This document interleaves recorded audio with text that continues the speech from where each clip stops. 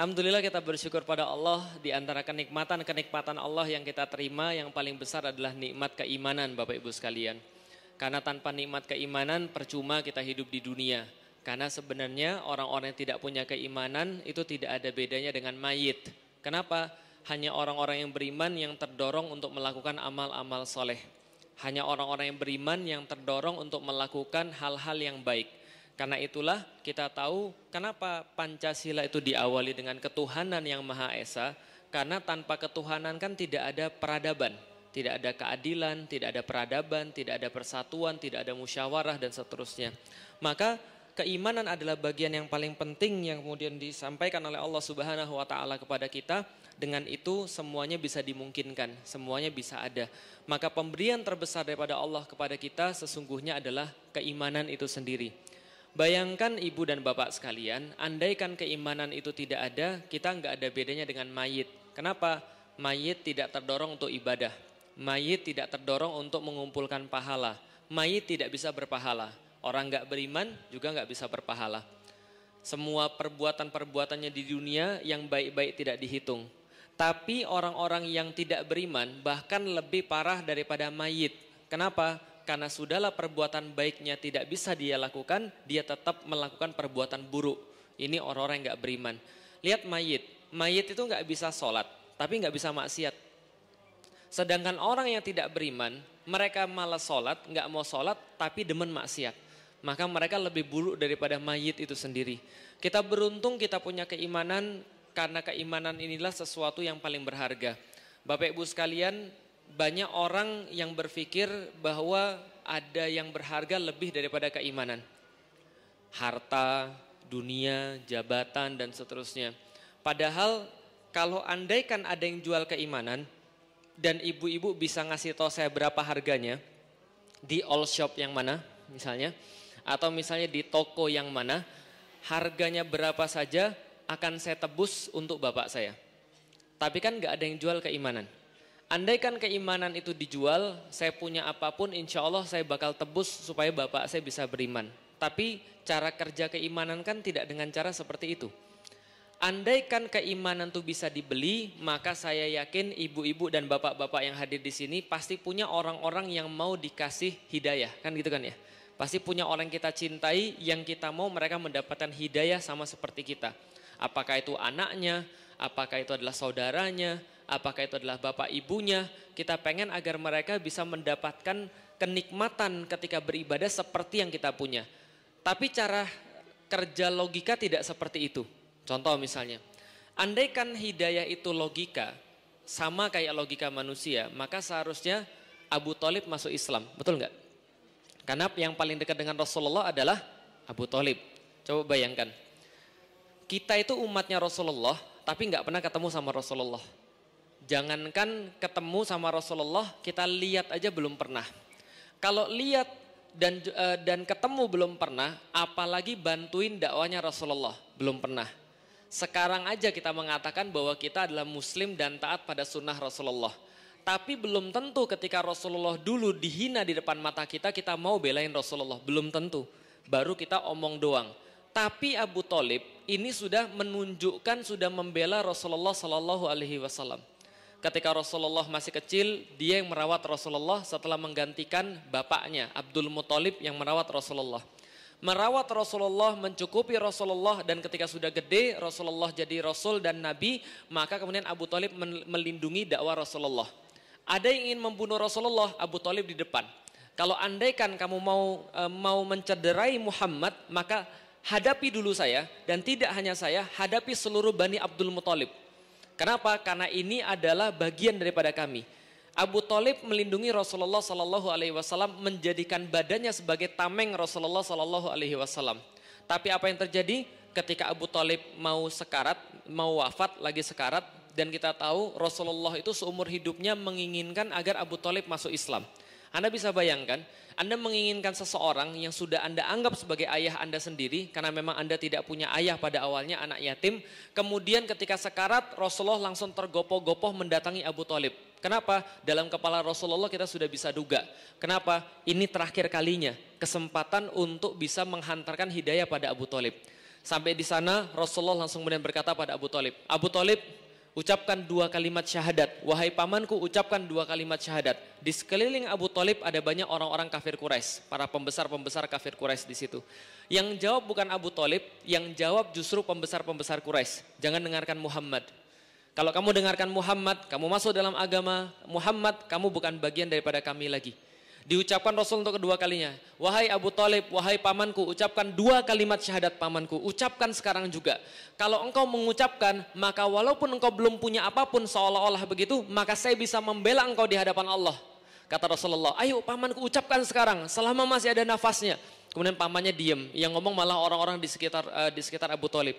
Kalau kamu mengucapkan 2 kalimat syahadat, berarti kamu terpisah daripada kami, kamu terpisah daripada kaummu, berarti kamu benci dengan adat istiadat dan tradisi nenek moyangmu. Kalau kamu mengakui agama Muhammad, terputuslah kamu daripada nenek moyangmu. Terus-terusan Rasulullah berkata, wahai pamanku ucapkan 2 kalimat syahadat, wahai pamanku ucapkan 2 kalimat syahadat agar hidayah itu datang, agar saya bisa bela engkau di hadapan Allah Subhanahu wa taala. Tapi Abu Thalib sampai wafatnya tidak mengucapkan 2 kalimat syahadat. Kebayang nggak sedihnya Rasul seperti apa? Anda bisa bayangkan orang yang paling Anda cintai selain istri, Rasulullah kan punya 2 orang yang dicintai. Abu Thalib, Khadijah. Abu Thalib diambil oleh Allah Subhanahu wa taala, lalu kemudian di saat yang sama Khadijah juga di tahun yang sama juga dipanggil oleh Allah Subhanahu wa taala. Rasulullah sedih banget dengan kepergian 2 orang ini, terutama Abu Thalib.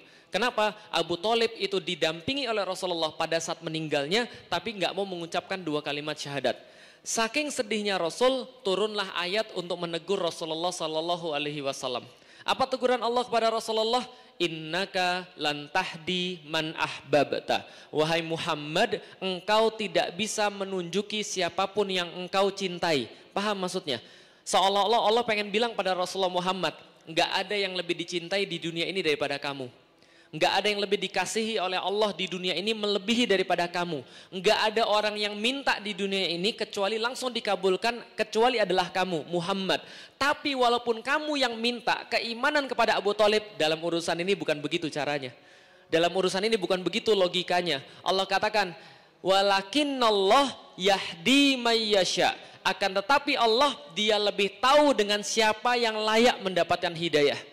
Dan Allah tutup ayat itu dengan kata-kata wa huwa a'lamu bil muhtadin, dan Allah lebih tahu siapa saja yang akan dia tunjuki, siapa saja yang lebih pantas dia tunjuki. Artinya adalah apa? Allah mengatakan kepada kita semua, hidayah itu enggak seperti logika kita. Kalau logika kita, harusnya yang lebih dekat pada Rasulullah, dia yang lebih dekat pada hidayah. Kalau logika kita, siapa yang paling dekat dengan Rasulullah, dia duluan dapat hidayah. Tapi kejadiannya begitu atau tidak? Enggak. Secara logika bapak saya lebih dekat pada saya. Secara logika bapak saya sudah banyak support saya. Apa aja yang dia support? Tahun 2002 saya masuk Islam. 2002 saya masuk Islam sampai tahun 2009 saya enggak pernah ngangkat tangan minta sama Allah, ya Allah saya pengen umroh. Ya Allah saya pengen pergi ke Baitullah. Enggak pernah. 2000 sampai 2009. 7 tahun saya enggak pernah doa umroh. Kenapa? Tahu diri Bapak Ibu sekalian. Gimana bisa umroh? Makan aja susah. Gimana bisa umroh? Setiap tahun aja ngontrak, di mana aja masih mikir panjang. Tapi kemudian tahun 2009 saya baru berani untuk berdoa pada Allah karena teman saya pulang 2009 dari haji, lalu kemudian dia bilang begini, Lik, pas aku tawaf itu Lik, aku tuh dititipin orang banyak banget doa dan aku lupa semua doanya. Yang aku inget Lik, kebayang-bayang cuma wajahmu aja Lik. Waduh, saya pikir ini jangan-jangan saya sudah mau dipanggil Allah, wah Bapak Ibu sekalian, dipanggil pergi haji atau pergi umroh. Nah setelah itu kemudian saya doa sama Allah, ya Allah kalau memang ini jalannya, kalau memang saya sudah pantas ya Allah, saya pengen ya Allah lihat Baitullah. Saya pengen ke Masjid Nabawi, pengen tuh bersolawat langsung di depan makamnya Rasulullah Sallallahu Alaihi Wasallam. Kalau boleh ya Allah saya pengen. 2009 saya doa, baru kemudian punya jalan 2012. 2012 saya bilang sama bapak saya, Pi, kalau papi kan punya customer. Tiap tahun kalau sesuai target, ini customer papi dikasih berapa? Bapak saya bilang, ya setahun dikasih bonus 15 juta lah Lik. Cukup untuk beli motor bebek pada saat itu. Saya bilang, Pi mau nggak ditambahin 5 juta lagi? Kalau ditambahin 5 juta lagi, kita bisa berangkatin mereka umroh. Lalu bapak saya tanya, siapa yang bimbing? Saya yang bimbing Pi. Emang kamu udah pernah pergi umroh? Belum, tapi saya pengen. Alhamdulillah. 2012 bapak saya ngumpulin 25 customernya, lalu kemudian saya gratis pergi umroh dari 25 customer itu. Sepekan mau berangkat, wajah saya sedih dan bapak saya setiap kali lewatin kantor saya, karena saya sekantor sama bapak saya, tiap kali lewatin kantor saya, lalu kemudian ruangan saya dia lihat wajah saya sedih. Besok lagi dia lihat wajah saya sedih, terus dia tanya, "Lik, kamu ini kan pekan depan mau berangkat, kenapa wajahmu malah sedih? Emang kamu gak seneng mau pergi umroh?" "Iya Pi, seneng Pi, cuman kepikiran aja." "Kepikiran apa?" "Istri saya di rumah sendirian." Wah sekalian, bapak saya tanya, ini modus ini anak ini. Bapak saya tanya, "Emang berapa kalau istrimu pergi juga?" 20 juta Pi. Akhirnya 20 juta dibayar dibayar bapak saya dan istri berangkat pergi umroh tahun 2012. Di depan Ka'bah kita telepon bapak saya, kita bilang, "Pi, Felix sama Iin sekarang lagi ada di depan Ka'bah, doain semoga papi masuk Islam." Bapak saya jawab, "Insya Allah." Tapi sampai sekarang belum masuk Islam. Paham ibu sekalian? Kalau pakai logika, harusnya dia sudah banyak sekali berjasa pada saya, umrohin saya sama istri saya. Harusnya dia yang masuk Islam. Kalau pakai logika, bukan hanya dia umrohin saya, dia beliin saya rumah. 2011 dia beliin saya rumah, dan rumah itu saya sudah hitung ketika tahun 2011 gaji saya 70 tahun gak usah dipakai baru bisa beli rumah itu. Tapi dia beliin rumah itu bagi saya, dia bilang, "Tinggal Lik, ini atas nama kamu sudah selesai." Dia beliin mobil yang sekarang saya pakai. Ketika dia beliin mobil, kemudian dia bilang, "Lik, ini kalau kamu kesulitan beli bensin, nanti datang setiap pekan ke tempat papi kasih bensinnya asal kamu jangan minta duit sama jamaahmu." Saya bilang, "Saya gak pernah minta duit, saya gak pernah narif pada jamaah." Saya bilang gitu. Lalu bapak saya bilang, "Ini ada uang, buatlah usaha." Akhirnya istri saya buat usaha. Intinya saya pengen bilang, saya nggak mungkin bisa punya keluasan seperti sekarang kalau bukan karena bapak saya support saya. Mungkin saya sekedar seperti orang-orang yang lain yang masih mengais-ngais, susah untuk kemudian dapat keadaan seperti ini. Tapi bapak saya support saya. Kalau seandainya kita lihat dari segi logika, harusnya bapak saya duluan masuk Islam. Setiap waktu saya doakan, setiap ketemu dia saya tanyain, dia minta saya ngisi di tempat teman-temannya, dia bangga banget kalau anaknya kemudian seorang dai misalnya, tapi kemudian dia sampai sekarang belum masuk Islam. Kenapa? Hidayah itu bukan seperti logika manusia. Dan kadang-kadang saya nanya Bapak Ibu sekalian, kadang-kadang saya nanya, kok gini sih, kok gini sih? Harusnya kan yang lebih banyak support saya kan yang masuk Islam duluan. Pertanyaannya, kadang-kadang kita sering mikir begini, bukan kita, saya secara pribadi sering mikir begini. Kenapa bapak saya nggak dapat hidayah, tapi Anda semua di depan saya ini dapat hidayah? Padahal mohon maaf, bapak saya dibanding Anda, mungkin bapak saya lebih berjasa daripada Anda. Tapi kenapa kemudian Allah memberikan Anda hidayah, padahal bapak saya kemudian lebih berjasa dan dia tidak dapat hidayah. Disitulah kemudian saya dapat kemudian teguran lagi oleh Allah. Walakinnallah yahdi mayyasha wa huwa a'lamu bil muhtadin. Tahu nggak artinya? Artinya teman-teman sekalian, Allah ngasih tahu hidayah itu sesuatu yang paling berharga dan jangan Anda lihat, jangan Anda kira Allah memberikan hidayah berdasarkan logikamu. Enggak, Allah punya logika sendiri. Apa logika Allah? Ketika Allah menunjuki pada orang hidayah, berarti Allah sudah anggap mereka lebih pantas untuk mendapatkan hidayah. Paham maksudnya? Jadi seolah-olah Allah pengen bilang pada saya, Lik, berarti semua yang dapat hidayah di depan saya ini adalah mereka bisa jadi menurut Allah lebih pantas daripada bapak saya dan lebih bermanfaat kepada Islam daripada kalau bapak saya masuk Islam. Kira-kira begitu. Bisa dipahami maksudnya? Artinya, kalau Anda duduk di sini dengan hidayah Anda masing-masing yang sudah Allah berikan pada Anda, merasakan nikmatnya berada dalam majelis, merasakan nikmatnya berislam, berarti Allah punya rencana pada setiap kepala yang hadir di sini yang dapat hidayah ini. Allah punya rencana, jangan-jangan kontribusi antum terhadap Islam itu lebih besar daripada kalau bapak saya masuk Islam. Lebih besar daripada Abu Thalib yang masuk Islam. Bisa difahami Ibu sekalian. Allah mempercayakan kepada Anda sesuatu yang gak dipercayakan pada bapak saya. Belum dipercayakan juga pada Abu Thalib, tapi dipercayakan pada kita. Karena itulah ini yang menjadi inti pembahasan kita pada hari ini. Keimanan itu jangan pernah ditukar. Kenapa? Punyanya itu setengah mati Ibu sekalian. Andaikan hidayah itu bisa ditransfer, bisa dibagi, bisa dicangkok, bisa kemudian apalah namanya, pasti sudah terjadi. Tapi sayanya nggak bisa. Pertanyaannya, kenapa Allah milih kita, bukan milih bapak saya? Kenapa Allah milih kita, bukan milih Abu Thalib? Ada rencana Allah terhadap keimanan kita. Ini harus bapak ibu sadari, bahwa keimanan kita harusnya punya efek terhadap Islam. Disitulah inti pembahasan yang penting, yakin. Karena yakin itu adalah bagian daripada keimanan. Kapan keyakinan itu bisa dipakai? Keyakinan bisa dipakai kalau lagi berjumpa dengan halangan. Maka kalau orang maksiat saja itu perlu yakin, paham Ibu sekalian? Apalagi pengajian. apalagi berislam, apalagi perjuangan, pasti perlu yang namanya yakin. Kalau orang maksiat nggak yakin, nggak jadi itu maksiat, paham Ibu sekalian? Ada orang ngambil jalan orangnya yang minggir Ibu sekalian. Kenapa? Karena keyakinan dia lebih besar daripada orang yang kemudian ngelawan dia. Artinya apa? Ini inti yang penting yakin. Dalam kajian yang penting yakin ini saya pengen ngasih tahu, ada beberapa ayat yang pengen saya sampaikan. Dan ayat ini adalah diambil dari surat Al-Ankabut, itu surat ke-29, dan ini surat turun Bapak Ibu sekalian, perlu saya sampaikan, menjelang Rasulullah hijrah ke Madinah. Jadi ini ayat diturunkan oleh Allah sebelum hijrah ke Madinah, di ujung-ujung masa-masa Mekah. Bisa difahami ya? Jadi gini ceritanya. Saya mau ngasih tahu dulu awal mula ayat ini turun. Jadi gini ceritanya. Rasulullah itu kan berdakwah 23 tahun. 13 tahun di Mekah, 10 tahun di Madinah.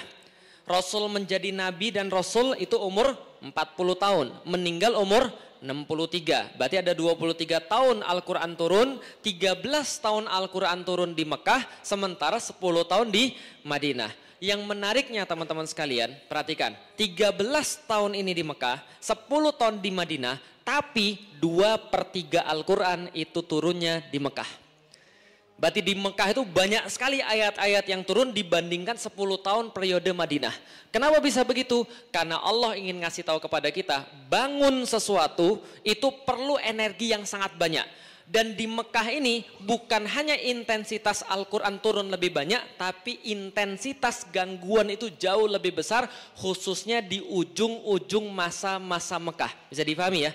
Jadi orang-orang yang dihadapi oleh Rasulullah, kafir Quraisy itu, pada saat awal-awal nggak begitu mengganggu Rasulullah Sallallahu Alaihi Wasallam. Baru intens gangguan itu adalah tahun keempat sama tahun kelima kenabian. Itu baru intens banget. Yang paling intens gangguan mereka menjelang hijrah ke Madinah.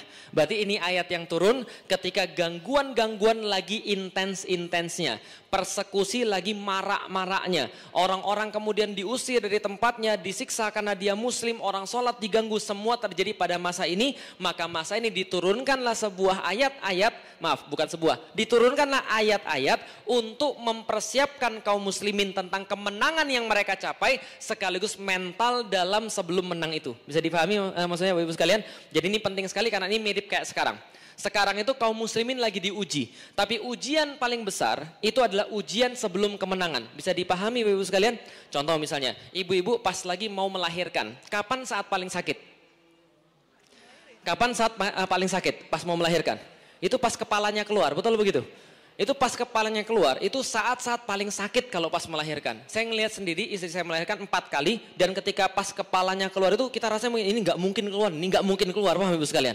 Karena itulah ibu-ibu merasakan sangat sakit sekali. Kenapa? Karena intens sekali tekanan daripada bayi itu. Nah, kalau saat paling sakit itu berarti adalah saat yang paling dekat pada kelahiran.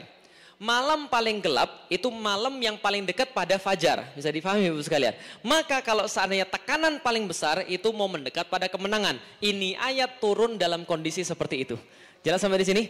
Nah, ini ayat turun dalam kondisi seperti itu. Apa ayatnya? Alif Lam Mim. Ini Allah yang lebih tahu. Lalu kemudian berikutnya Allah sampaikan kepada kita satu ayat yang sangat menarik sekali. Persiapan menuju kemenangan sekaligus persiapan mental dalam keadaan-keadaan paling sulit. Ahasiban nasu ayyutraku ayyakulu amanna wahum la yuftanun. Ini ayat disampaikan oleh Allah kepada Nabi Muhammad. Bunyinya adalah ahasiban nasu. Apakah manusia mereka semuanya merasa, mereka semua berpikir, mereka semua mengira, ayutroku, mereka dibiarkan begitu saja, dilepas begitu saja. Ayutroku itu ibarat kalau dalam bahasa Arab itu melepaskan unta lalu kemudian dia pergi keliling-keliling sampai mati. Itu yutroku. Ayutroku ayyakulu amanna. Apakah mereka dibiarkan begitu saja, dilepaskan begitu saja? Mereka mengatakan saya beriman wahum la yuftanun. Padahal mereka tidak diuji setelah ucapan mereka itu. Artinya begini, Allah ingin sampaikan bahwa orang beriman pasti diuji. Orang beriman akan dapat sesuatu yang lain yang orang lain gak dapatkan. Yaitu adalah apa? Ujian. Yang menariknya saya kasih tahu dulu. Bahasa Indonesia itu bahasa dengan kosakata yang sedikit. Bahasa Sunda, bahasa Jawa itu dibandingkan dengan bahasa Indonesia masih lebih banyak bahasa Sunda dan bahasa Jawa. Contoh, orang Sunda itu punya banyak kata untuk orang jatuh. Berarti senang banget kalau orang jatuh. Jatuh satu kaki, jatuh dua kaki, jatuh sampai seluruhnya, jatuh kepleset, itu semuanya beda. Kalau misalnya bahasa Indonesia cuma satu, jatuh, gitu aja, paham Ibu sekalian? Orang-orang Jawa juga punya sama. Banyak sekali kosakata untuk beberapa arti yang sama dalam bahasa Indonesia. Karena bahasa Indonesia itu kosakatanya sedikit, maka banyak hal di dalam bahasa Indonesia senantiasa diartikan dengan arti yang sama. Dalam kasus ini, ujian. Karena kalau kita bahas dalam bahasa Indonesia, apakah manusia merasa bahwa dirinya dikatakan beriman padahal mereka tidak diuji? Oke, kita lihat. Ada banyak bahasa Arab untuk satu bahasa Indonesia ujian. Contoh, satu namanya musibah. Dalam bahasa Indonesia juga namanya ujian. Musibah bahasa apa?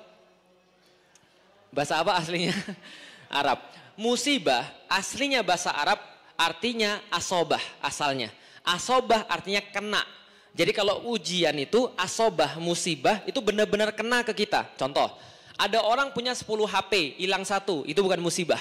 Karena nggak kena ke dia. Karena masih ada 9, nggak apa-apa lah masih ada 9. Tapi kalau dia punya satu-satunya, pas penting-pentingnya mau dipakai tiba-tiba hancur. Nah itu musibah. Karena kena banget. Itu musibah, kena banget artinya dalam bahasa Indonesia artinya sama-sama ujian. Yang kedua, ada yang namanya bala. Bala diambil daripada bahasa Arab, artinya ujian juga. Tapi bala beda dengan musibah. Bala ini adalah kejadian sehari-hari yang menimpa manusia, semuanya muslim, kafir sama saja. Pasti dapat yang namanya bala. Contoh di dalam Al-Quran, wala nabluwannakum bisyai'im minal khauf wal ju' wa naqsim minal amwali wal anfusi was thamarat wa basyiris sabirin, dan seterusnya. Bahwa akan diuji kalian semua, pakainya bala. Dengan apa? Kekurangan makanan, kekurangan jiwa, galau, nggak bener rasanya, kekurangan buah-buahan, atau kekurangan kemudian apapun yang kita usahakan dan seterusnya. Itu semua namanya bala. Tapi dalam ayat ini yang dipakai bukan bala, yang dipakai bukan musibah, tapi yang dipakai kata khusus. Kata khususnya adalah yuftanun. Coba baca di belakang. Ahasiban nasu ayyutraku ayyaqulu amanna wahum la yuftanun. Akan tetapi Allah katakan mereka tidak diuji. Tapi ujiannya bukan pakai bala. Bukan yubtalaun. Bukan pakai musibah. Tapi pakainya bala. Pakainya yuftanun. Bukan bala, bukan musibah. Apa artinya? Oke, coba lihat. Yuftanun menurut orang Arab adalah berasal dari kata fatana, yaitu adalah asal kata yang sama dengan fitnah. Tapi kalau di Bandung nggak ada fitnah, yang ada fitnah, gitu kan ya. Orang Bandung katanya nggak bisa ngomong F Ustadz, jadinya P. Salah Ustadz, etama fitnah. Jadi itu mah fitnah. Nah, jadi fitnah asal katanya fatana. Fatana ini bukan sembarang ujian, tapi apa yang bisa kita lihat daripada fatana? Ini arti fatana. Fatana dalam bahasa Arab melukiskan sebuah proses spesifik, yaitu adalah proses pemurnian emas. Ini adalah proses spesifik. Tidak digunakan kata fatana kecuali pada proses pemurnian emas. Pertanyaannya, ibu-ibu yang senang emas, ada berapa karat emas? Ada 22 karat, ada 23 karat, ada 24 karat. Yang paling mahal? 24 karat. Kenapa 24 karat paling mahal? Asli murni 100%. Emas itu kalau kita tambang dari alam itu tidak bentuknya kayak yang ibu-ibu lihat sekarang. Bentuknya campur batu, campur logam-logam yang lain, campur kotoran-kotoran. Ketika didapatkan, emas mau dimurnikan, bagaimana caranya? Emas harus ditaruh dalam panas yang sangat ekstrim, panas yang sangat luar biasa agar dia melebur. Ngomong-ngomong ibu-ibu sekalian, panas untuk melebur besi sama panas untuk melebur emas harus lebih panas yang mana? Emas, karena emas logamnya lebih mulia, lebih murni. Maka untuk melebur emas perlu kadar panas yang jauh lebih tinggi. Artinya apa? Allah katakan, apakah kalian merasa dibiarkan oleh Allah mengucapkan saya beriman sementara Anda tidak diginiin? Sementara Anda tidak dikasih kemudian panas yang ekstrim. Sementara kalian tidak dikasih tekanan yang begitu besar. Kalau ada orang bilang bahwa dirinya beriman, berarti Allah bilang, oke, dia sudah registrasi. Registrasi kemana? Registrasi karena yuftanun. Paham ibu sekalian? Lah emang kenapa Allah kemudian bakar kita? Emang Allah nggak sayang sama kita? Kebalik Bapak Ibu sekalian.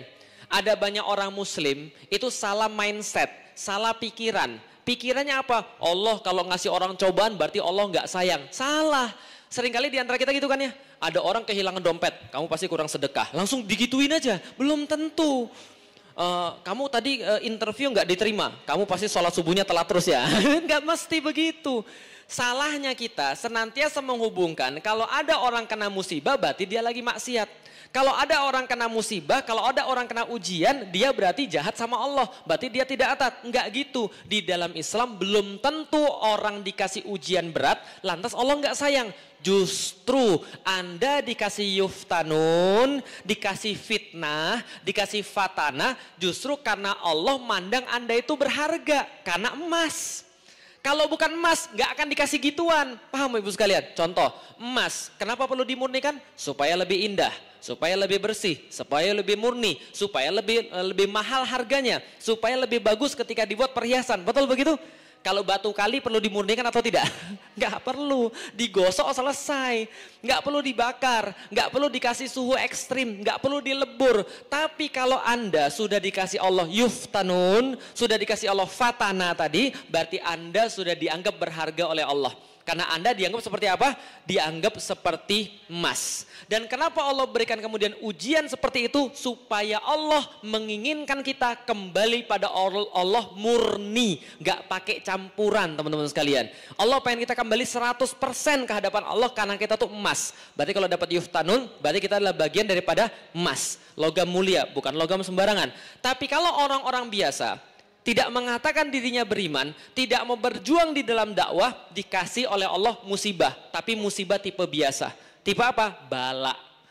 Kekurangan duit, kekurangan makanan, diputusin pacar, galau gitu kan ya. Ini yang biasa-biasa. Tapi nggak akan dikasih yuftanun. Lah pertanyaannya, kenapa dikasih yuftanun? Walaqad fatannal ladzina min qablihim. Allah katakan, kalau kalian beriman, Anda sudah registrasi. Registrasi apa? Dapat ujian paling berat. Namanya apa? Fitnah, yuftanun. Kenapa dikasih yuftanun? Allah katakan, jangan senang dulu. Kenapa dikasih yuftanun? Karena Allah menganggap kalian sama seperti orang-orang yang dulu dikasih yuftanun. Siapa orang-orang itu? Para nabi, para syuhada, para siddiqin, para salihin. Semua orang-orang yang kita minta di dalam doa kita 17 kali sehari. 17 kali sehari ibu-ibu sholat. Sorry, bukan. 5 kali sehari ibu-ibu dan bapak-bapak sholat. 5 kali sehari itu 17 rokaat. Masing-masing rokaat kita doa. Ihdinas siratal mustaqim. Siratal ladzina an'amta alaihim ghairil maghdubi alaihim waladdallin. Ya Allah kami minta ya Allah. Inti daripada seluruh sholat kita adalah Al-Fatihah. Dan tahu inti Al-Fatihah apa? Inti Al-Fatihah ketika Anda minta pada Allah. Gitu kan ya. Kata Allah kan, ud'uni astajib lakum. Ayo berdoa kepada saya. Ayo doa pada saya akan kabulkan. Maka kita datang pada Allah. Ya Allah saya berdoa. Apa doa kita? Setelah pendahuluan-pendahuluan, kita kemudian merayu Allah dulu. Alhamdulillahi rabbil alamin, arrahmanir rahim, maliki yaumiddin. Itu semua kan merayu Allah. Iyyaka na'budu wa iyyaka nasta'in. Ya Allah kami siap beribadah kepadamu dan kami akan minta tolong kepadamu. Yang berikutnya, inti daripada doa kita, inti daripada Al-Fatihah, inti daripada sholat adalah kata-kata ihdinas siratal mustaqim. Ya Allah kami minta jalan yang lurus. Kami minta jalan-jalan yang baik ya Allah. Jalan apa? Kita rinciin. Siratal ladzina an'amta alaihim. Yaitu jalan-jalan yang kau pernah berikan nikmat sebelum kami. Ghairil maghdubi alaihim. Bukan jalan yang engkau murkai. Yaitu adalah jalannya orang-orang Yahudi. Jauhkan kami daripada jalan orang Yahudi. Waladdallin. Juga bukan jalan orang Nasrani. Jauhkan kami daripada jalan itu. Tapi kami minta jalan yang lurus. Jalan orang-orang sebelum kami yang dapat yuftanun. Paham itu sekalian? Artinya coba lihat, hati-hati ya. Anda minta 17 kali sehari kan ya.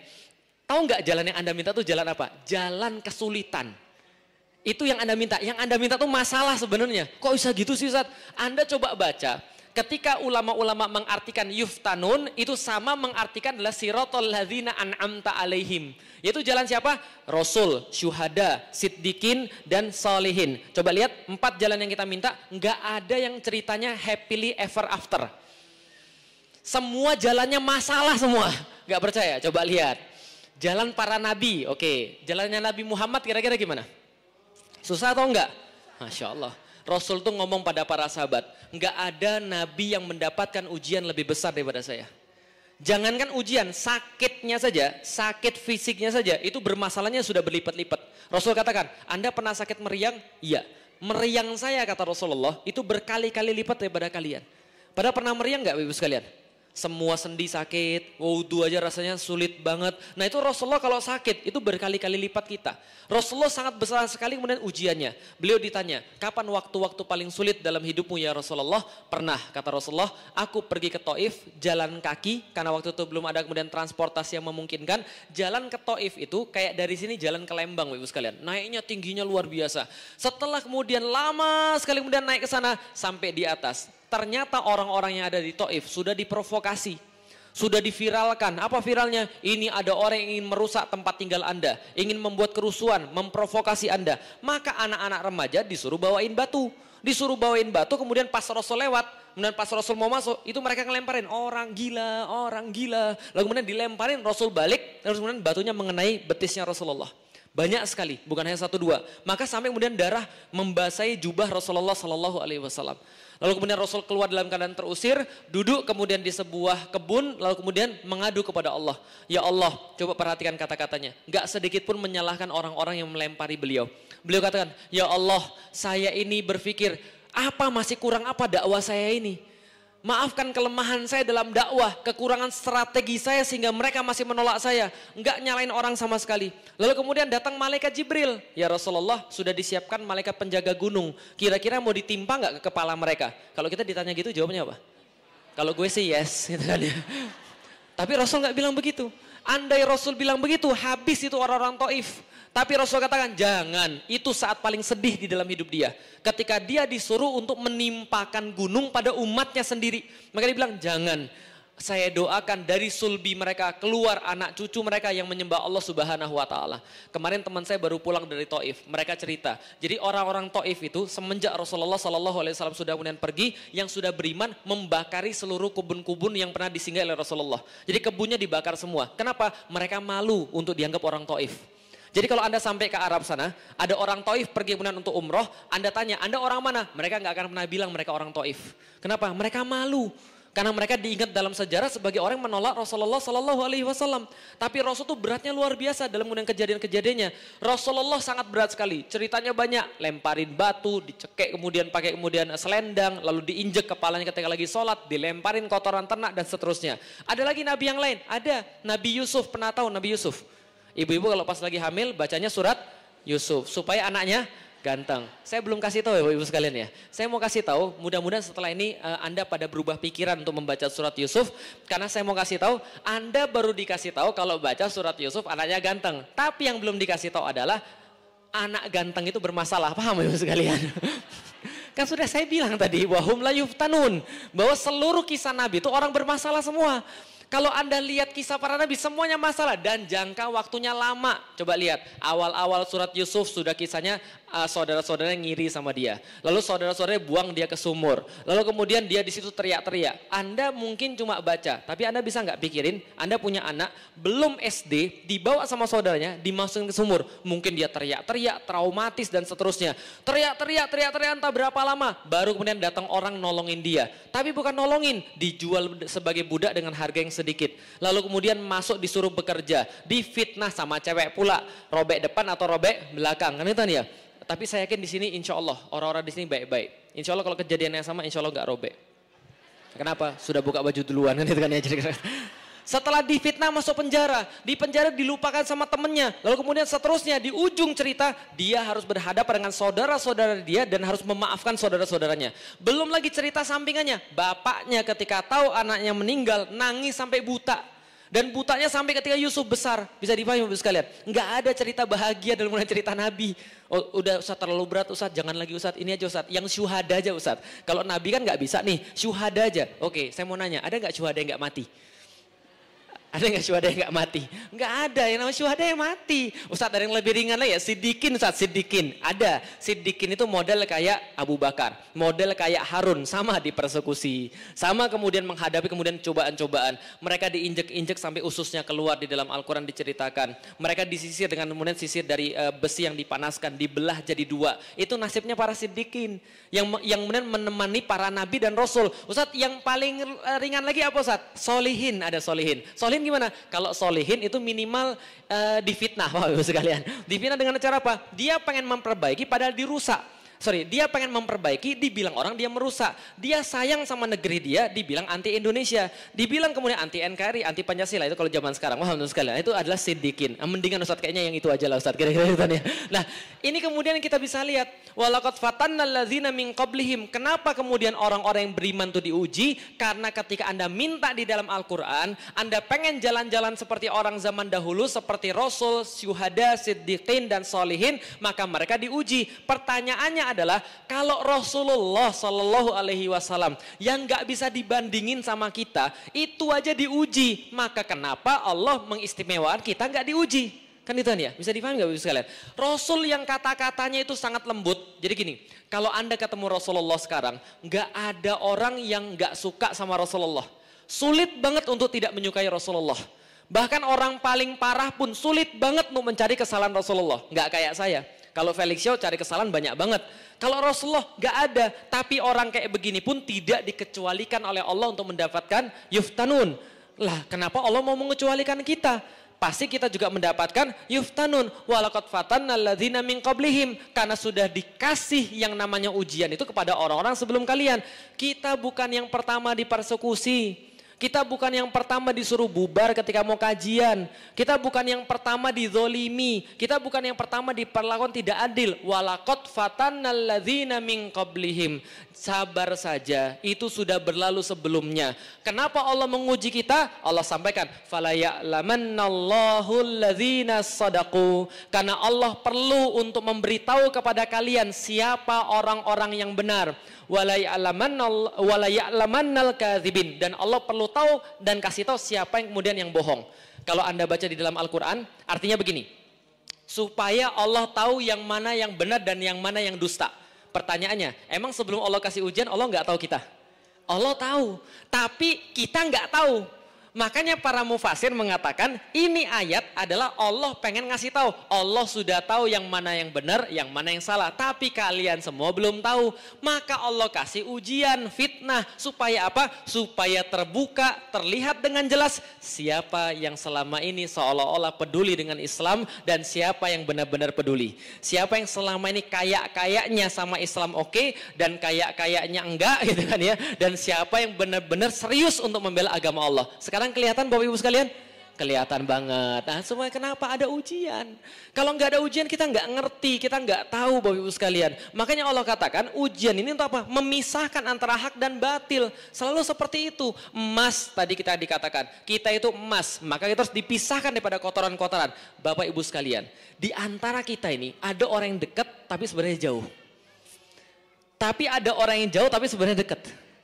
Di antara kita ini bukan hanya kita tuh punya kotoran-kotoran hati, hasad dan seterusnya. Bukan hanya itu yang dibersihkan oleh Allah. Tapi dengan adanya ujian, Allah membersihkan orang-orang di sekeliling kita. Bisa dipahami sekalian. Sehingga orang-orang di sekeliling kita tuh benar-benar orang yang ikhlas sama-sama ingin menuju pada Allah Subhanahu wa Ta'ala. Kenapa? Karena orang munafik dan orang beriman itu kelihatannya normal sampai datang. Bisa dipahami ya, sampai datang ujian. Oke, kalau gitu kita lihat lagi. Kenapa Allah kasih ujian? Karena yang namanya saringan itu akan menyaring sesuatu yang baik dan meninggalkan sesuatu yang tidak baik. Ini namanya vision. Vision itu begini Bapak Ibu sekalian.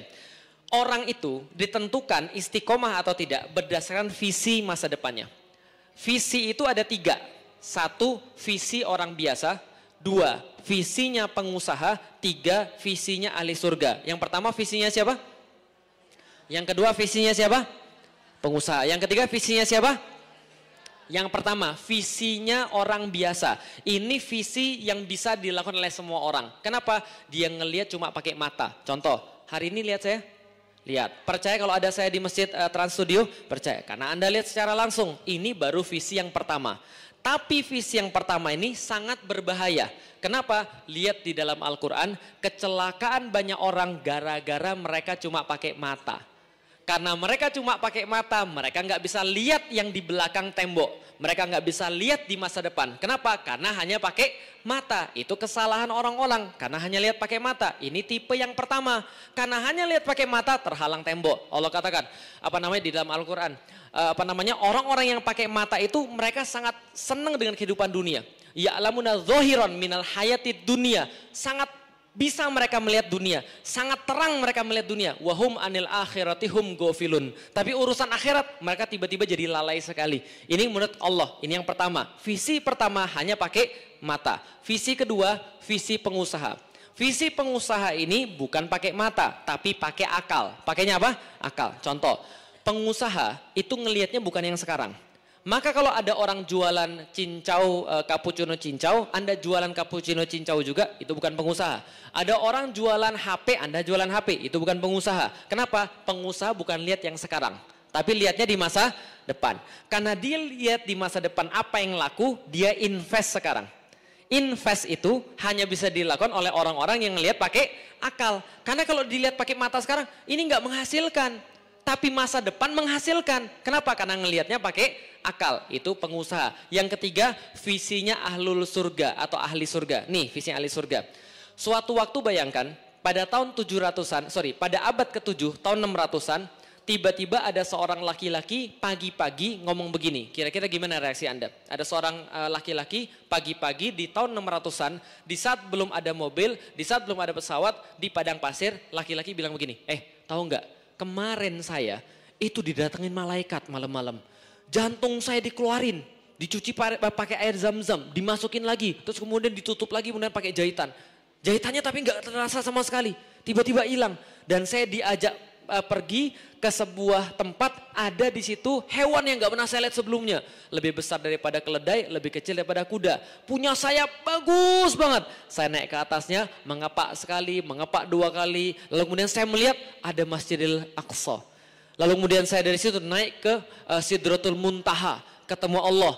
Balik lagi ke Masjidil Aqsa, balik lagi Masjidil Haram. Semua terjadi dalam waktu 1 malam. Kira-kira Anda gimana? Oke, jangankan orang yang lihat pakai mata ya, orang yang pengusaha aja nih. Itu kan kafir Quraisy kan pengusaha semua. Sebentar. Apa tadi ceritanya? 1 malam. Sebentar. Buka HP dulu. Lihat Google Maps. Masjidil Haram, direction Masjidil Aqsa, gitu kan ya. Dapat 1233 kilometer. PP 2466 kilometer. Sebentar. Yang paling cepat kuda. 1 hari 1 malam 120 kilometer. Ini berarti PP 2400. Nggak mungkin, ngayal lu semalam. Nggak mungkin, ngayal, stres. Dapat mereka titik untuk menyerang, diviralkan di seluruh kemudian Jaziratul Arab. Muhammad nipu, Muhammad ngayal, disebarin ke seorang banyak yang murtad. Setelah banyak yang murtad, kemudian suatu waktu Abu Bakar baru pulang dari luar kota, lalu kemudian orang kafir Quraisy punya bahan nih, dia bilang, wah ini ada Abu Bakar, kesempatan. Abu Bakar sini sebentar, saya dapat berita, keren banget bro, lu harus tahu bro. Gimana? Diceritain sama Abu Bakar. Abu Bakar setelah diceritain sama orang kafir Quraisy dengan wajah polosnya, kemudian bilang begini, cuma gitu doang. Maksudmu gimana? Ini kan berita sangat ajaib, Muhammad berbohong. Cuma gitu doang. Lalu kemudian Abu Bakar berkata dengan sesuatu yang menjadi panduan kita sampai sekarang untuk beriman. Apa kata Abu Bakar? Andaikan Muhammad berbicara lebih bombastis daripada itu, saya tetap percaya. Kenapa? Karena itu keluar dari mulut Muhammad sallallahu alaihi wasallam, bukan yang lain. Bapak Ibu sekalian, ini penting banget. Jadi gini ceritanya. Kalau kita menerima sesuatu berita, itu Anda harus lihat dulu, ini berita soalan hikmah, soalan ilmu atau soalan akidah. Kalau soalan ilmu, maka berlaku ungzur maqila wala tangzur man qala. Lihat apa yang dibicarakan. Jangan lihat siapa yang berbicara. Hatta seorang anak kecil, hatta seorang mantan narapidana berbicara tentang Al-Quran, berbicara tentang tafsir, sampaikan dia kemudian tentang tafsir, Anda dengarkan dia. Karena ini tentang ilmu. Ilmu bangun dari mana saja boleh. Hatta dia bukan muslim, dia ngajarin fisika, kita terima saja. Kenapa? Karena ini soalan ilmu. Tapi soalan akidah berlaku sebaliknya. Apa sebaliknya? Ungzur man qala. Lihat siapa yang ngomong. Wala tangzur ma qila. Jangan lihat apa yang dibicarakan. Kenapa? Kalau yang ngomong Allah, yang ngomong Rasul, pasti benar. Bisa dipahami Bapak Ibu sekalian. Maka yang penting yakin itu urusan apa? Urusan visi. Kalau dia bisa mengkorelasikan dengan surga, maka insya Allah dia jadi yakin banget. Contoh, lihat, ada berapa visi tadi? 3. Yang satu, orang biasa. Yang kedua, pengusaha. Yang ketiga, ahli surga. Lihat, seorang syuhada dan yang syahid pertama kali adalah seorang wanita. Namanya Sumayyah. Sumayyah ini seorang ibu punya suami namanya Yasir. Yasir dan Sumayyah punya anak namanya Ammar. Pernah kenal? Pernah kenal? Kenalan di mana? Itu kan ya, baik. Punya anak namanya siapa tadi? Ammar. Ammar masuk Islam, ngajak 2 orang tuanya masuk Islam dan majikannya nggak setuju. Nama majikannya Umayyah bin Khalaf. Umayyah bin Khalaf manggil bapak ibunya, Sumayyah dan Yasir, anaknya diikat di tiang. Suruh menyaksikan orang tuanya disiksa. Bapaknya dibunuh dengan cara disalib di pohon kurma. Ibunya dibunuh lebih dulu dengan cara apa? Dicambuk ibunya. Katakan kemudian Tuhanmu bukan Allah. Katakan Tuhanmu Lata, Uzza, Manat. Kemudian dia bilang Tuhan kau Allah, Tuhan kau Allah. Kemudian dicemeti lagi. Lama-lama saking kemudian dia kesal atau apa, diludahin kemudian majikannya itu, Umayyah bin Khalaf diludahin. Gak terima diludahin, diambil tombak, ditusuk dari kemaluan sampai tembus pada lehernya. Ketika siksaan ini terjadi, itu gak langsung mati Ibu sekalian. Itu siksaan yang sangat parah sekali. Kenapa? Sakitnya luar biasa karena tembus ke lambung dan seterusnya sampai ke sini, gak langsung meninggal. Rasulullah Shallallahu Alaihi Wasallam lewat. Lalu kemudian berkata pada kemudian keluarga Yasir. Yasir disiksa, ibunya ditusuk begitu, sedangkan Ammar nangis-nangis traumatis begitu. Lalu kemudian Rasul katakan pada seluruhnya, Sobron ala Yasir. Sabar wahai keluarga Yasir, fa inna mau'idukumul jannah. Sesungguhnya Allah sudah menjanjikan akan dapat kalian semua surganya Allah. Begitu kemudian Sumayyah mendengarkan kata-kata surga, dia langsung bilang pada Rasulullah Sallallahu Alaihi Wasallam dalam keadaan disiksa seperti itu. Dia bilang, ya Rasulullah, surganya sudah di depan mata saya ini ya Rasulullah. Pertanyaan saya, dia lihat pakai mata, dilihat pakai akal, atau dilihat pakai iman dia tadi? Dia lihat pakai iman. Mendadak ketika dia bisa melihat sesuatu pakai iman, hilang semua yang dunia, hilang semua yang akal. Paham ibu sekalian? Logika nggak lagi bisa main. Gak bisa lagi main mata, sakitnya dia disiksa, hilang karena kata-kata surga. Bagi dia realita gak lebih jelas daripada Rasulullah punya kata-kata. Bisa dipahami Bapak sekalian. Ini penting banget. Karena kalau Anda sudah yakin, Anda gak akan tergoda dengan apapun. Kalau Anda sudah yakin Anda di jalan yang benar, Anda sudah tahu tentang Al-Quran dan As-Sunnah, insya Allah jalan Anda lempeng, jalan Anda lurus. Walaqad fatanna alladzina min qablihim, Allah menguji kepada kalian semua supaya tahu yang mana yang lurus, yang mana yang kemudian bengkok-bengkok. Bisa difahami Bapak sekalian. Oke, kalau gitu kita lanjutkan lagi. Allah sampaikan lagi di dalam Al-Quran. Am hasibal ladzina ya'maluna sayyi'at. Lalu bagaimana dengan orang-orang yang berbuat salah? Karena gini tabiat manusia. Tabiat manusia itu Allah sudah tahu. Tadi kan kita coba lihat, kita review lagi. Mereka adalah orang-orang yang akan diuji ketika mereka sudah beriman. Kenapa mereka diuji? Karena mereka adalah emas. Mereka emas, mereka dapat ujian. Maka mereka harus dilebur. Mereka harus melewati tekanan yang sangat tinggi. Supaya mereka dimurnikan oleh Allah. Karena sudah dilakukan seperti itu juga pada nabi-nabi yang lain. Pada para sahabat, pada para syuhada dan seterusnya. Lalu Allah lanjutkan. Tapi manusia pasti akan nanya. Ya Allah, saya mampu tahan semua ini. Saya mampu untuk melewati semua ini insya Allah. Gak apa-apa ditekan, gak apa-apa panas. Yang penting saya murni. Tapi gimana dengan yang menzolimi saya? Gimana kemudian berbuat salah kepada saya? Gimana dengan yang menzolimi saya? Mereka dapat apa ya Allah? Allah katakan, oh tenang saja. Tadi Allah katakan di awal-awal, ahasiban nasu. Ini Allah katakan, am hasiba. Sama kata-katanya, hasiba. Am hasibal ladzina ya'maluna sayyi'at. Apakah orang-orang yang berbuat sayyi'at, berbuat keburukan pada orang-orang muslim, berbuat kemudian ujian-ujian, menguji orang muslim, zolim pada orang muslim, ayasbikuna, apakah mereka akan lewat daripada kami? Apakah mereka akan lewat daripada kejaran kami? Apakah mereka akan kemudian lewat daripada tangan kami? Sa'amayah kumun. Tidak pernah lewat semua dari jalan Allah. Jadi gini, ayasbikuna dalam bahasa Arab, itu kalau ada polisi, ngejar maling, malingnya hilang entah kemana. Itu ayasbikuna. Lewat begitu saja. Dari kejaran kemudian yang berwajib. Itu ayasbikuna. Allah katakan, apakah kalian mengira bahwa semua yang berbuat salah pada Anda, zalim pada Anda, Allah akan biarkan begitu saja? Enggak. Sa'amayah kumun, mereka sangat buruk penghakiman mereka terhadap itu. Maksudnya begini Bapak Ibu sekalian, Kadang-kadang manusia, namanya manusia ya manusiawi. Kadang-kadang kita banding-bandingin, betul begitu. Karena kita nggak ngerti konsep istidraj. Kita nggak ngerti konsep bahwa Allah menunda siksa. Contoh misalnya, saya nikah tahun 2006. Nikah tahun 2006, sebulan pertama setelah nikah, istri saya hamil. Alhamdulillah senang banget. Lah kenapa senang banget? Itu anak adalah cucu pertama bapak saya. Dan saya harapin bahwa cucu pertama ini jadi sesuatu yang bisa memperbaiki hubungan saya dengan bapak saya. Karena kan namanya kakek itu kan lebih sayang cucunya daripada sama anaknya kan gitu kan ya. Nah ini saya senang banget. Ini kalau anak ini lahir akan memperbaiki hubungan kita. Karena hubungan saya sama bapak saya lagi gak baik. Gitu kan ya. Ini insya Allah akan memperbaiki hubungan. Tapi ternyata setelah hamil kemudian 1 bulan, bulan kedua, bulan ketiga Allah ambil. Anak ini keguguran.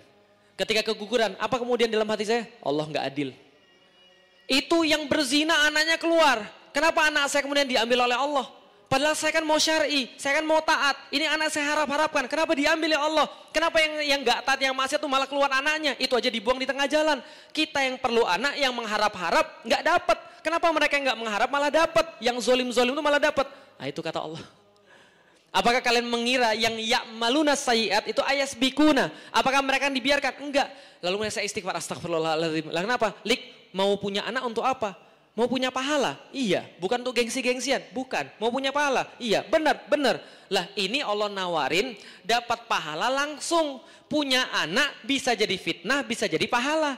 Lah ini kalau diambil Allah langsung dapat pahala. Kenapa kamu nggak mau lik? Langsung dapat pahala langsung. Akhirnya kemudian saya istighfar. Baru kemudian kita pelajari. Oh ada konsep namanya istidraj. Tahu konsep istidraj? Allah membiarkan orang yang berbuat maksiat mengira bahwa mereka baik-baik saja. Ini siksaan terbesar menurut para ulama. Tahu siksaan terbesar menurut para ulama? Bukan kalau Allah negur Anda. Bukan kalau Allah ngasih sesuatu ujian pada Anda. Enggak. Kata para ulama, siksaan terbesar Allah bagi manusia adalah membiarkan manusia tetap dalam kezoliman dan dia menyangka dia sedang berbuat baik. Paham Ibu sekalian? Dia maksiat tapi dia nggak mau merasa. Dia nggak ngerasa baik-baik aja, istri saya baik, anak saya baik, bisnis saya keren, emang ada masalah apa?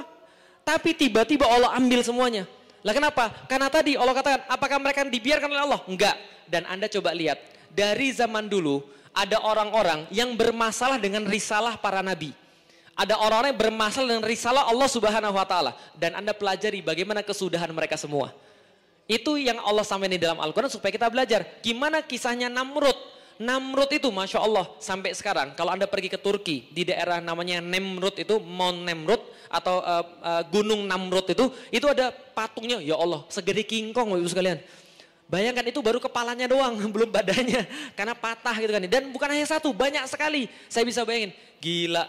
Dulu di gunung kayak gini aja dia sudah bangun patung banyak banget. Gimana kekuasaan dia? Sebesar apa kekuasaan Namrud? Namrud kemudian membakar Nabi Ibrahim, gak berhasil. Dan ujung-ujungnya apa yang terjadi? Dia meninggal. Meninggalnya gara-gara apa? Digigit nyamuk. Paham gak Ibu sekalian? Udah sombong banyak gitu kan ya. Promosi luar biasa. Matinya di ngapain? Digigit nyamuk. Anda bisa bayangin gak sih? Seseorang yang mengklaim bahwa dirinya Tuhan mati digigit Fir'aun, mati kesumpal pasir. Gitu kan ya, nggak enak semua Bapak sekalian. Makanya saya bilang Anda itu, Bapak sekalian jadi gini. Anda tahu kenapa banyak orang bermaksiat? Tahu kenapa banyak orang bermaksiat?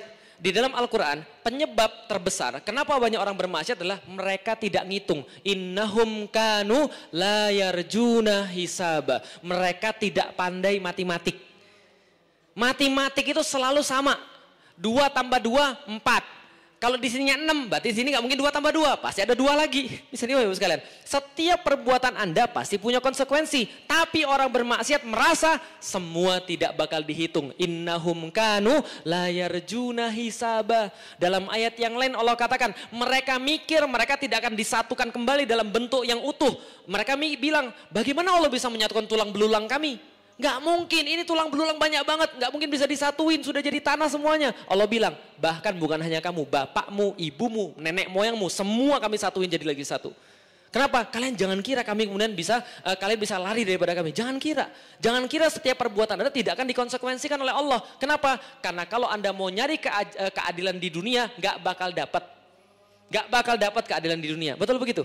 Gak percaya? Coba kita lihat ayat Allah selanjutnya ketika berbicara tentang itu, mangkana yarjulika Allahi fa inna ajalallahi laatin. Siapa yang mencari perjumpaan dengan Allah, mencari keadilan, yang mencari kebaikan daripada Allah, itu semua akan datang. Tapi nanti, bukan sekarang. Karena sekarang gak akan ada keadilan. Contoh, pernah dengar ada orang yang bunuh satu rumah 10 orang? Pernah dengar? Jadi ceritanya ada satu orang ngerampok, ceritanya semuanya diikat di rumah itu, lalu kemudian diambil semua hartanya, lalu kemudian yang perempuan diperkosa, yang lalu semuanya dibunuh. Pernah dengar? Yang mati ada 10. Pertanyaan saya, hukum di Indonesia yang paling berat untuk orang yang berbuat seperti itu hukuman apa? Taruhlah hukuman mati misalnya ya. Hukuman mati. Mati berapa kali? Mati berapa kali? Lihat ya, ada 10 orang menanti keadilan nih ceritanya nih. Ada yang kemudian ada 10 orang menanti keadilan, lalu kemudian dia dihukum mati. 9 yang lain nyari kemana? Paham Ibu sekalian? 9 yang lain nyari kemana? Andai kan gak ada hisab, andai kan gak ada siksaan di akhirat, sudah pasti Allah tidak adil.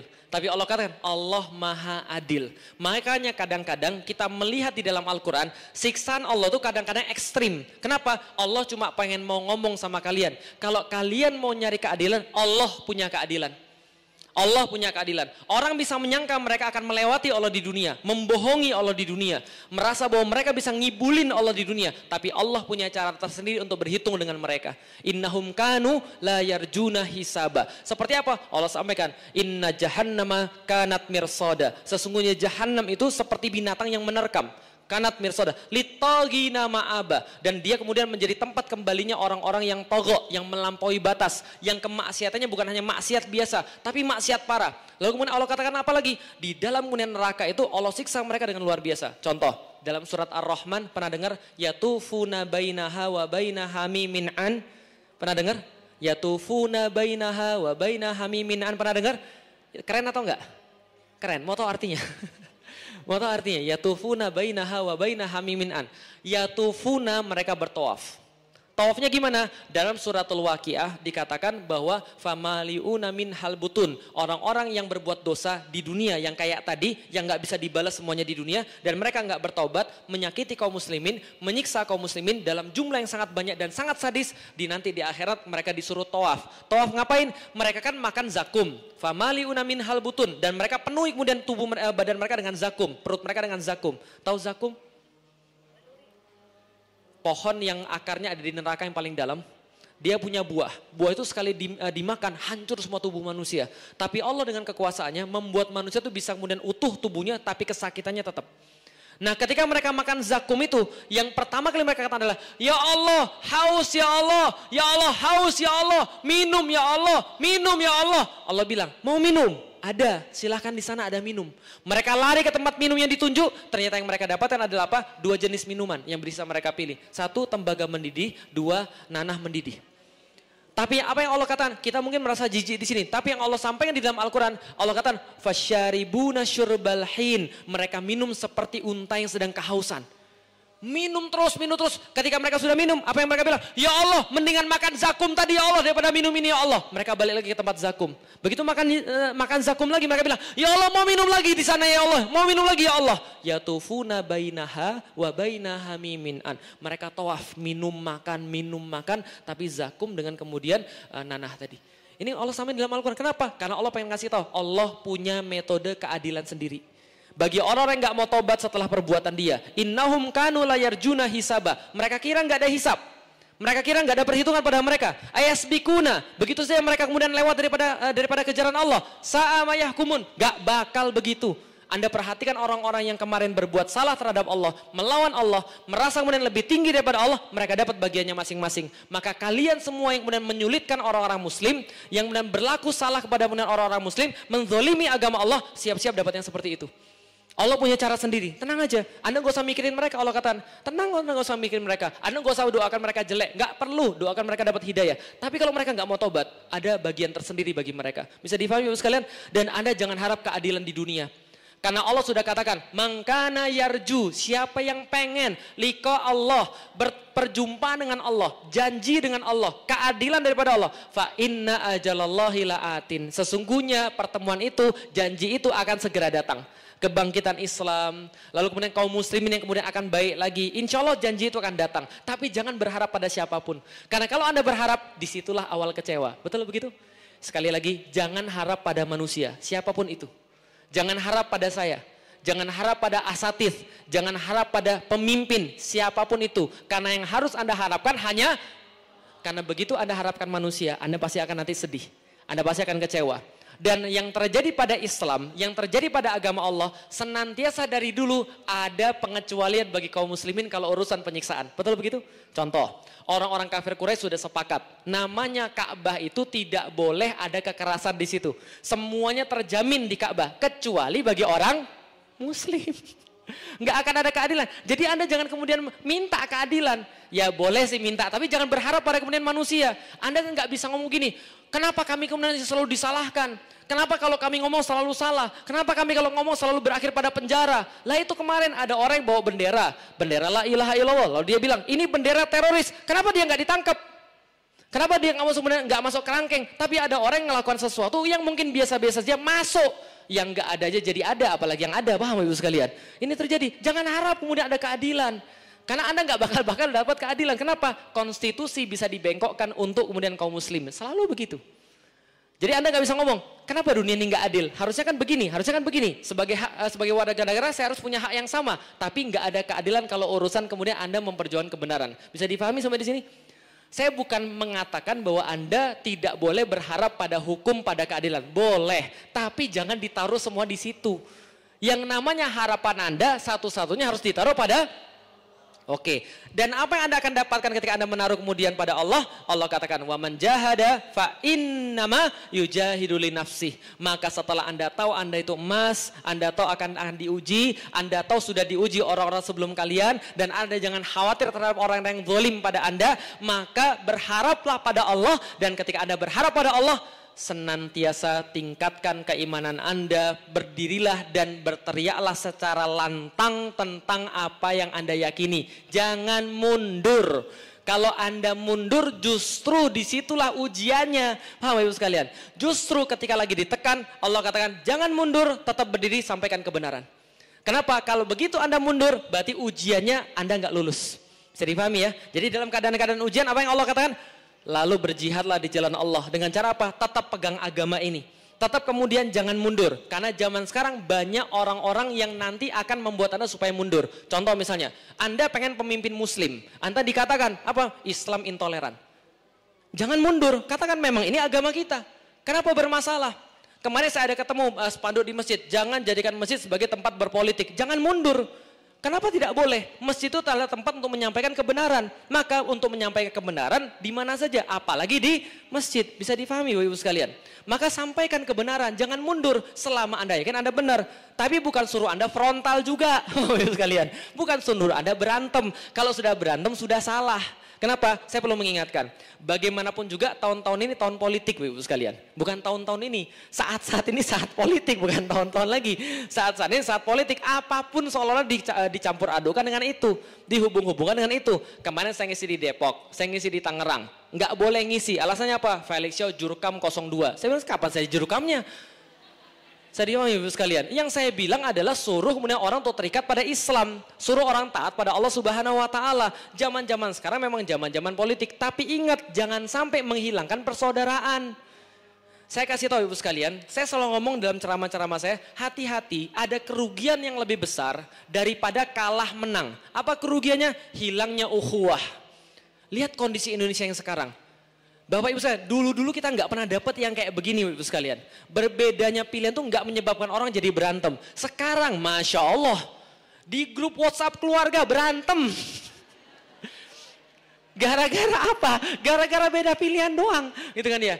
Ini benar masalahnya luar biasa. Ya jangan kayak ibu-ibu, saya juga sama Bapak Ibu sekalian. Lah keluarga saya kan bukan muslim apalagi. Tapi setidaknya saya bisa nunjukin bahwa ini bisa tetap bersatu. Dan ada kemenangan yang lebih besar daripada kemenangan yang terjadi ke depan. Apa kemenangannya? Ketika kaum muslimin bisa sama-sama ukhuwah.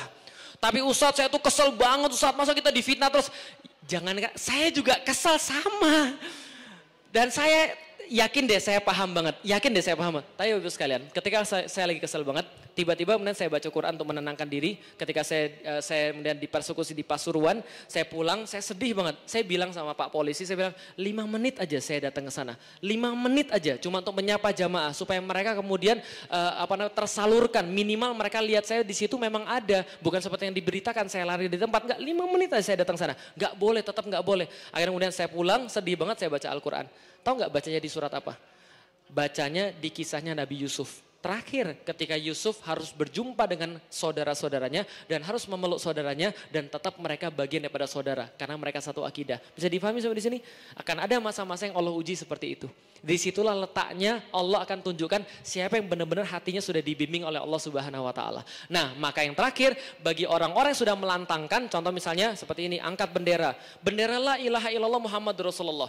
Main bilang ini bendera teroris, bendera ISIS, bendera HTI, angkat tinggi-tinggi. Sampaikan ini adalah bendera tauhid.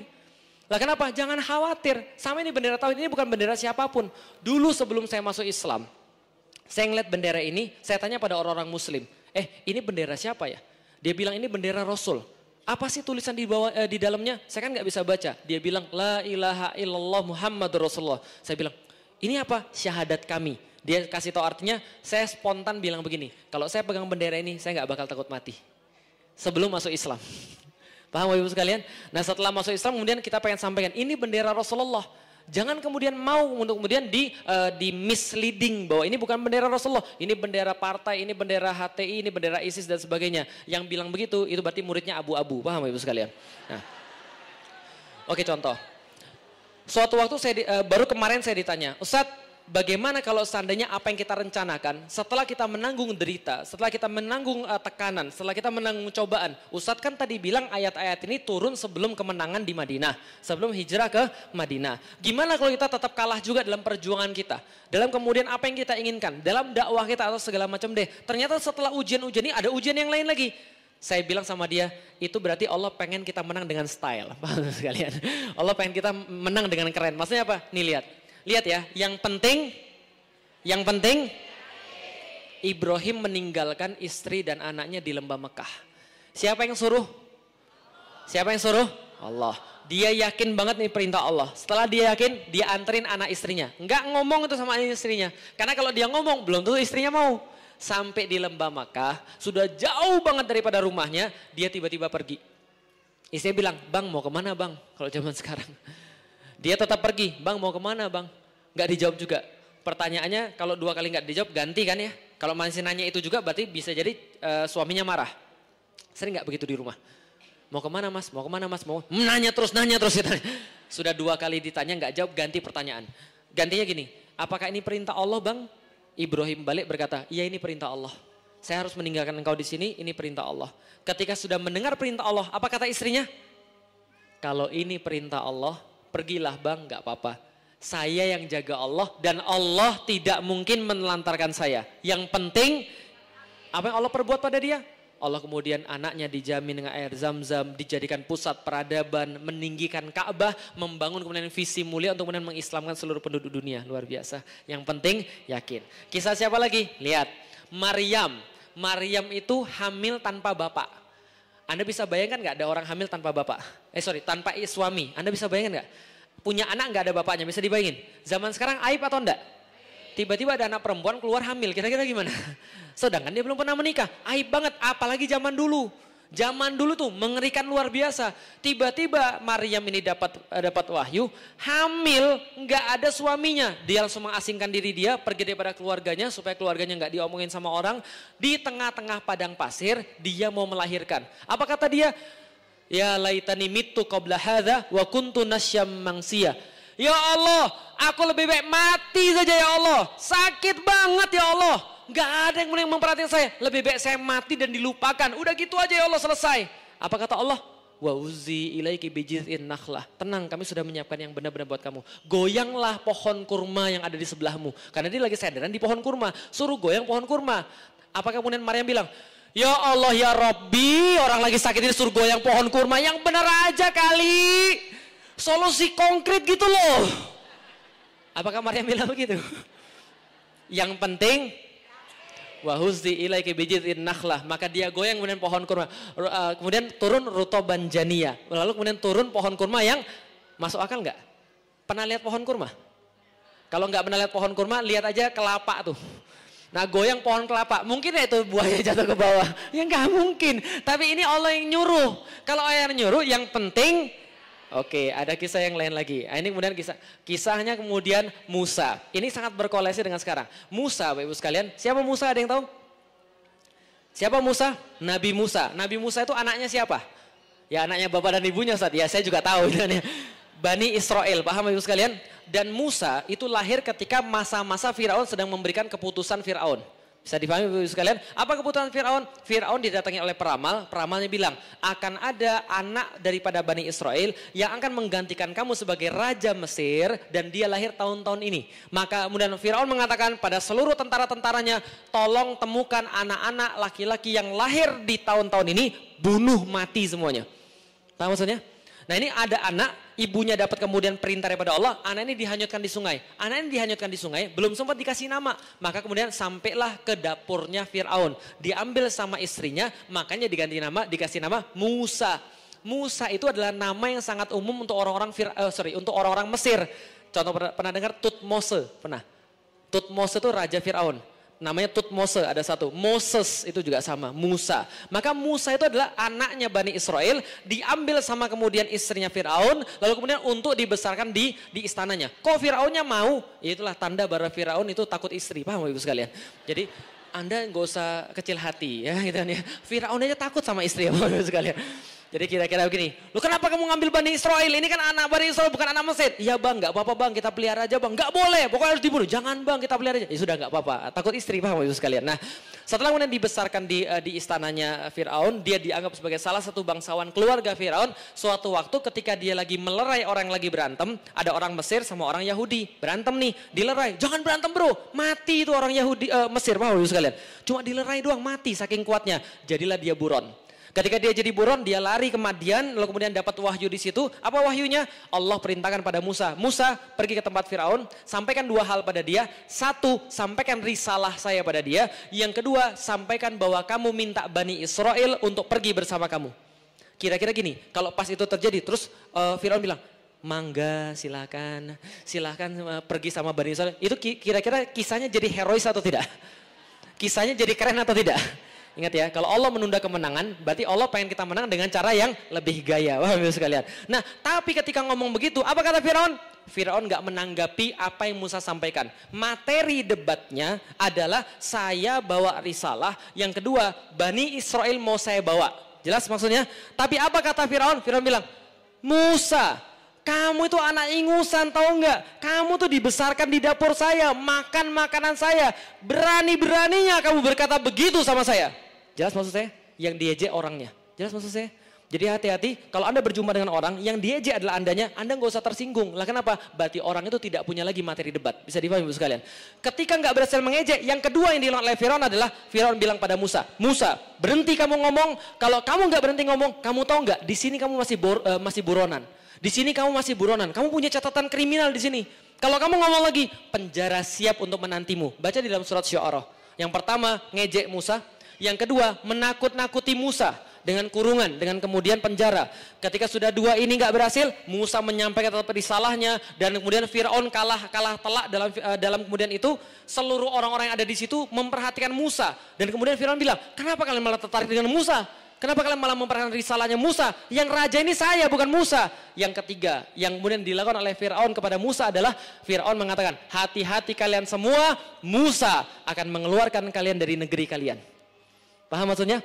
Dia memprovokasi, hati-hati Musa adalah bahaya bagi negeri ini.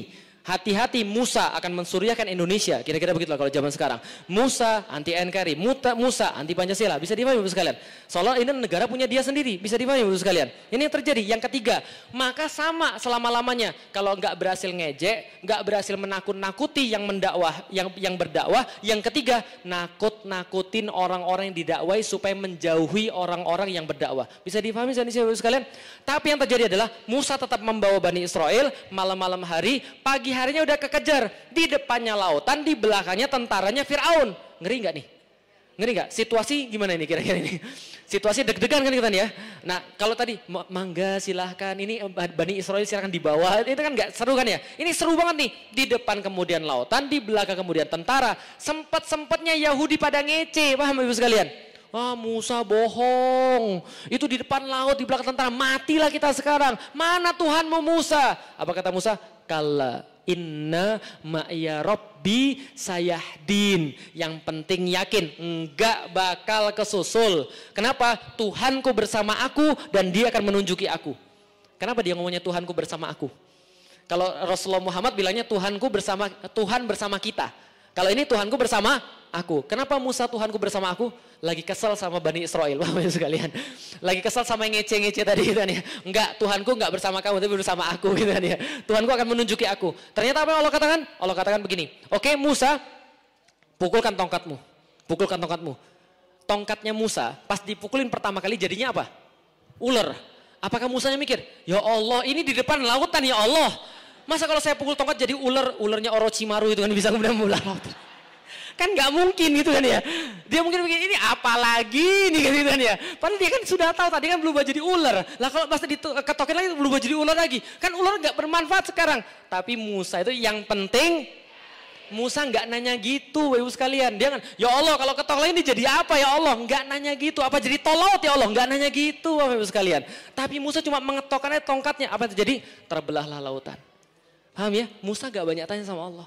Musa yang penting yakin, asal yakin yang nyuruh adalah Allah. Terbelah lautan, dia jalan dengan santai, dengan selamat. Pas Firaun lewat, dihempaskan lautan tadi. Yang penting, hadiahnya apa kalau yakin?